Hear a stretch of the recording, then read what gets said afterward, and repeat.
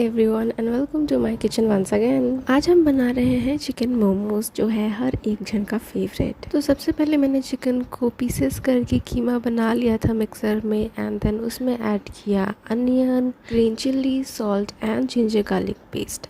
अंदर का फिलिंग आप जितना सिंपल रखोगे उतना अच्छा होता है, क्योंकि मोमोज का जो चटनी होता है वो बहुत ही ज़्यादा स्पाइसी होता है। दैट्स द रीज़न मैंने अंदर का स्टफिंग बहुत ही ज़्यादा सिंपल रखा। एज यू सो मैंने सारे मोमोज को शेप दे के स्टीम होने रख दिया, एंड बाय द साइड मैंने चटनी भी रेडी कर दी थी, यू कैन सी।